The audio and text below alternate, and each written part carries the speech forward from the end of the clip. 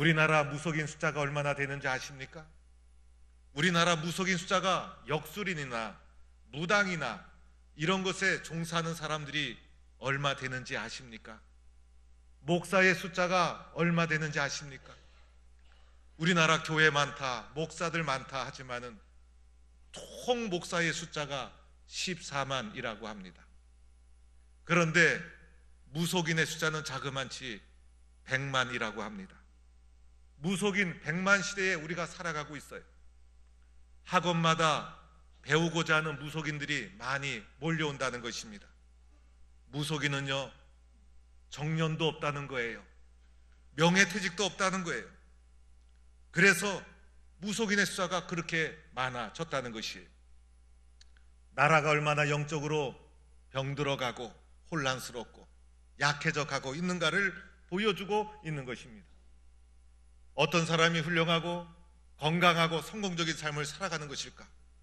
문제없는 사람이 아니에요. 실력 있는 사람도 아닙니다. 많은 물질을 가진 사람도 아닙니다. 건강하고 성공적이고 훌륭한 사람은 문제를 잘 이겨나가는 사람입니다. 특별히 믿음으로 역경이 있어도 시련이 있어도 당당하게 믿음으로 문제를 해결해 나가는 사람이 진짜 승리자요, 건강한 사람이요, 축복받은 사람이라 할 수 있는 것입니다. 아무리 실력이 많아도, 아는 것이 많아도 환란이 닥쳤을 때, 시련이 닥쳤을 때 이겨내지 못하고 절망하고 좌절한다면 아무 소용이 없는 것입니다.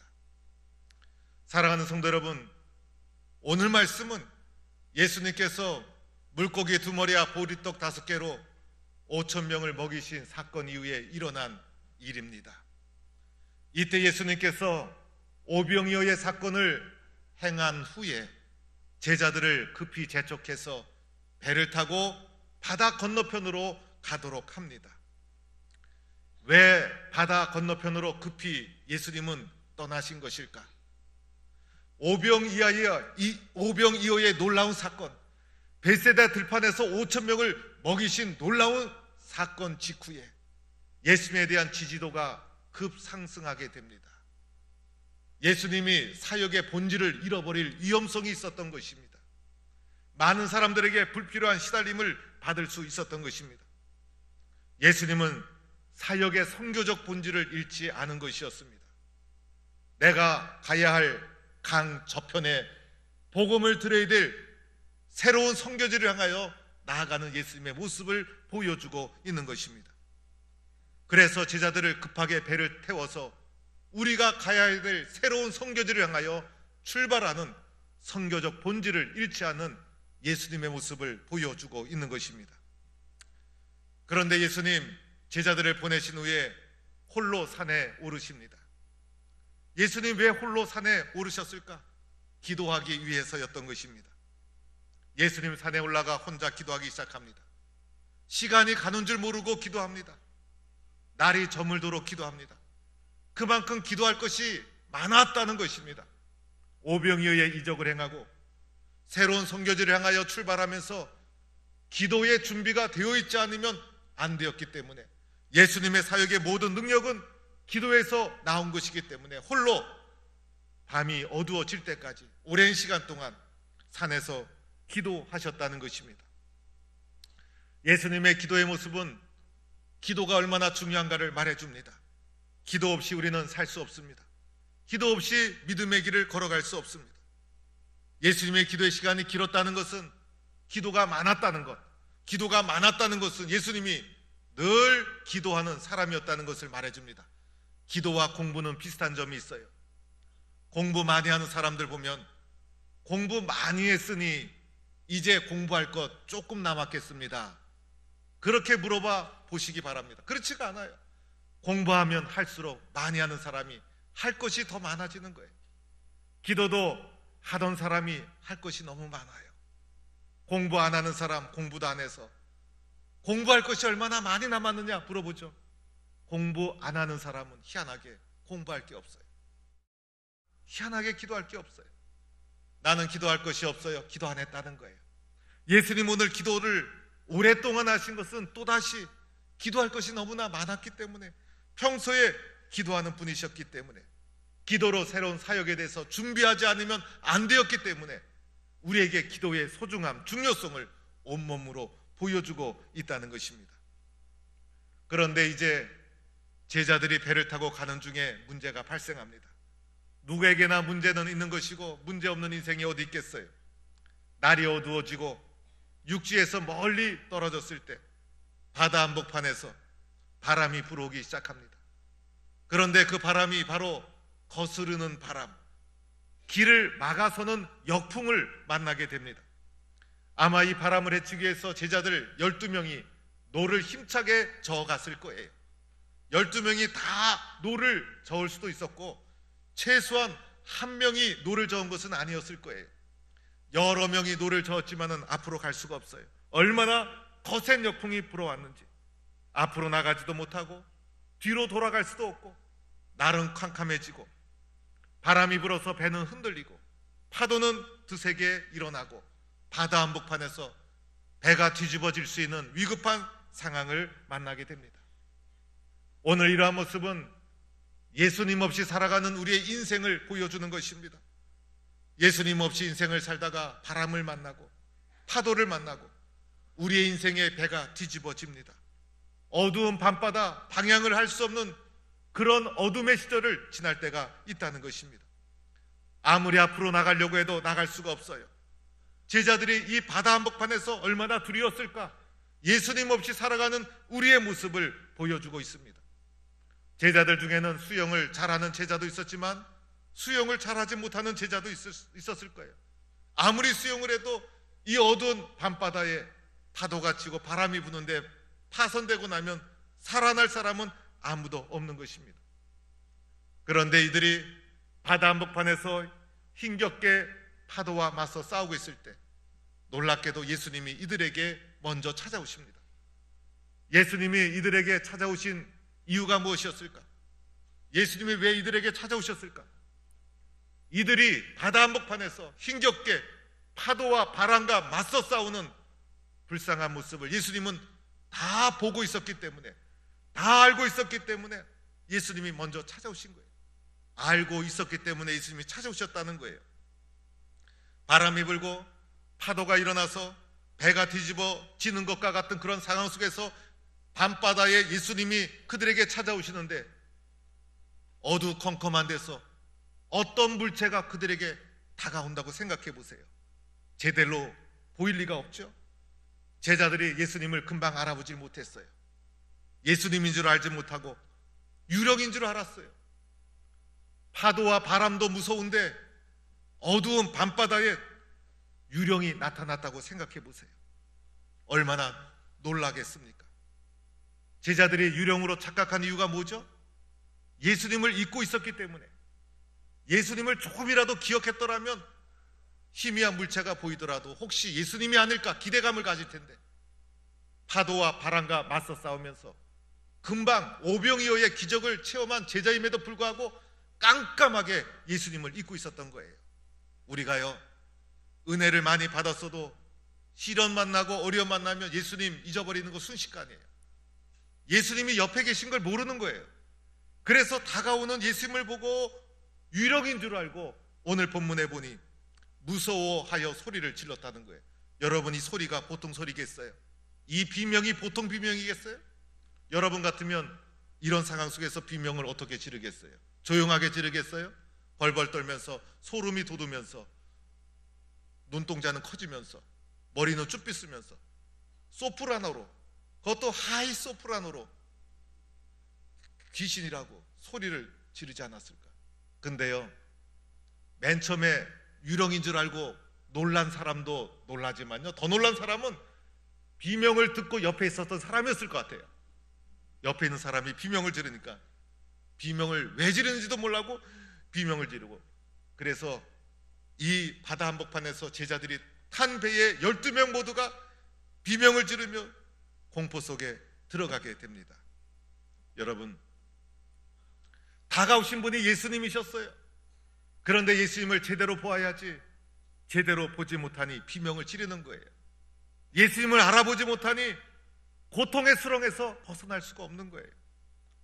마침내 제자들이 이 고통의 상황 속에서 바람과 파도로부터 벗어나게 되는데, 그들에게 찾아오신 예수님을 만나면서 어떻게 바람과 파도로부터 제자들이 구원함을 받았습니까? 오늘 말씀해 보니 이들이 구원받는 과정을 살펴보면 첫 번째로는 예수님의 말씀을 들었다는 거예요.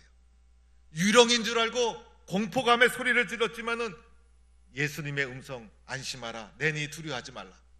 예수님의 음성을 듣는 순간 눈이 떠지고 귀가 열리면서 예수님인 걸 알아보게 됩니다. 예수님의 말씀을 듣는 순간 두려움이 사라집니다. 예수님의 말씀을 듣는 순간 예수님을 명확히 알게 됩니다.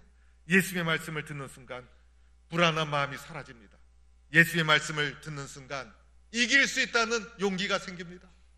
우리가 두려움에 떨어졌을 때, 인생의 험한 파도를 만났을 때 그곳으로부터 벗어날 수 있는 길은 예수님의 말씀을 만나야 된다는 것입니다.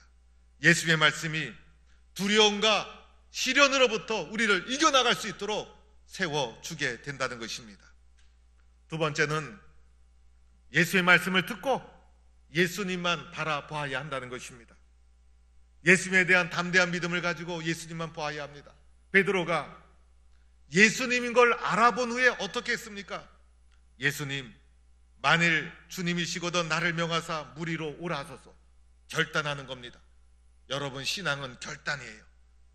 베드로가 오늘 예수님을 알아보고 믿음의 결단을 하는 거예요. 믿음은 어떤 객관적인 통계의 결과가 아니라 하나님이 주시는 은혜를 받으면 내가 결단하는 거예요. 그 결단은 세상이 이해할 수 없는 결단이에요. 그래서 세상이 이해할 수 없는 주님, 나를 명하사 물 위로 오라 하소서. 이런 결단을 하게 됩니다. 그러자 예수님이 뭐라고 합니까? 오라. 그래서 베드로가 배에서 내려 물 위에 발을 내딛게 됩니다. 여러분, 베드로가 물 위에 발을 내딛을 때 물을 보고 내렸을까요? 바람이 불고 파도가 일고 시커먼 바닷물에 베드로가 그것을 보면서 발을 내리지 않았다는 거예요. 예수님을 바라본 거예요. 문제를 보지 않고, 바다를 보지 않고, 바람을 보지 않고 예수님에게 시선을 고정시키면서 예수님을 바라보면서 예수님에게 집중하면서 바다에 발을 내딛었을 때 놀랍게도 물 위를 걷는 기적이 일어나게 됩니다. 예수님을 바라보고 나가면 문제도 사라지고 예기치 않은 놀라운 길이 활짝 열리게 되는 것입니다. 예수님께서 베드로를 오라 했을 때 베드로가 결단했죠? 베드로가 물 위를 걸었죠? 어느 정도 걸어갔을까요? 한 발자국 걸어갔을까요? 두 발자국 걸어갔을까요? 제가 보기에는 예수님 계신 곳까지 걸어갔어요. 오늘 본문에는 자세히 나와 있지 않아요. 그런데 베드로가 배에서 내려서 예수님 계신 곳까지 다 간 거예요. 왜냐하면 베드로가 물에 빠졌을 때 예수님이 손을 내밀어 건질 수 있는 거리까지 베드로가 갔다는 거예요. 그런데 끝까지 바라봐야 되는데, 끝까지 예수님을 봐야 되는데 마지막에 믿음이, 긴장이 풀리면서 그만 바람을 바라보게 됩니다. 바람을 바라보는 순간 마음속에 무서운 마음, 두려운 마음이 들어옵니다. 두렵고 무서운 마음이 들어오는 거 순식간이에요. 주님, 물 위를 걷겠습니다라는 엄청난 결단을 한 믿음의 사람 베드로에게도 두려움은 순식간에 들어오는 거예요. 믿음이 순식간에 나가는 거예요. 물론 믿음의 뿌리는 남아있지만은 은혜 받고 성령 충만해서 믿음이 있는 것 같아도 이 믿음 금방 나갈 수도 있는 거예요. 두려움이 금방 들어올 수 있는 거예요. 믿음으로 물 위를 걸었음에도 불구하고 예수님을 보지 않고 바람을 보는 순간 두려움이 마음속에 들어오게 되면서 베드로가 어떻게 됩니까? 물속에 빠져들게 됩니다. 사건으로부터, 문제로부터 헤어나올 수 없기 때문입니다. 얻게 됩니다. 여러분, 베드로가 물속에 빠져들어간 거 파도가 높아서가 아니죠. 바람이 크게 불어서가 아니에요. 문제가 컸기 때문에 우리가 헤어나오지 못하는 것이 아니더라는 거예요. 예수님을 바라보지 않았기 때문에, 예수님만을 보아야 하는데 예수님에게서 시선을 옮겨서 문제를 바라보고 문제의 크기를 바라보고 그러다 보니 두려운 마음이 순식간에 들어와서 실족하고 넘어지게 되는 거예요. 예수님의 말씀을 들었으면 끝까지 예수님만 집중해서 바라보면서 앞으로 전진하는 성도가 될 수 있기를 축원합니다. 마지막 세 번째는 또 하나가 있어요. 무엇이냐 하면 예수님을 찾고 부르짖어야 합니다. 예수님을 바라볼 뿐만 아니라 주여 나를 구원하소서. 베드로가 부르짖었죠. 입을 열어서 주여 나를 구원하소서. 예수님을 찾고 부르짖어야 한다는 것입니다. 이것이 구원을 받는 길이었다는 것입니다.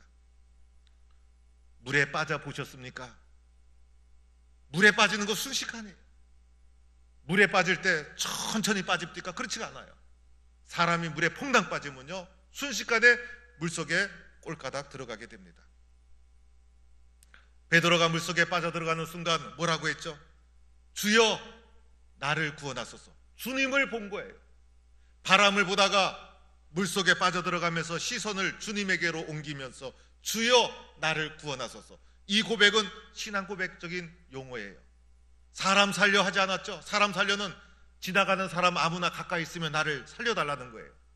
주여 주님만이 나를 구원해 줄 수 있습니다. 주님을 바라보면서 주여 나를 구원하소서. 베드로가 어부 출신이었기 때문에 물속에 쑥 들어가면서 나름대로 그 짧은 시간에 발버둥을 치면서 물 위에 버틸 수가 있었던 거예요. 그러나 파도가 워낙 거세서 오래 버틸 수는 없어요. 그 짧은 순간에 베드로가 주여 나를 구원하소서 이렇게 주님께 부르짖었다는 것입니다. 그러자 예수님이 즉시 손을 내밀었어요.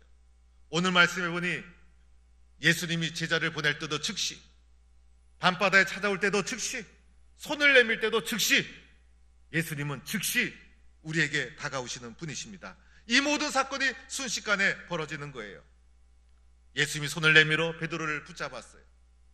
베드로의 어디를 붙잡았을까? 제가 생각하기에는 머리를 붙잡지 않았을 거예요. 여러분 머리 잡을 때는 조심해야 돼요. 머리 잡으려고 해도 머리카락이 별로 없으면 잡히지도 않아요. 또 머리를 딱 잡았는데 그분이 또 하필이면 가발을 쓰셨어. 그러면 또 어떡합니까?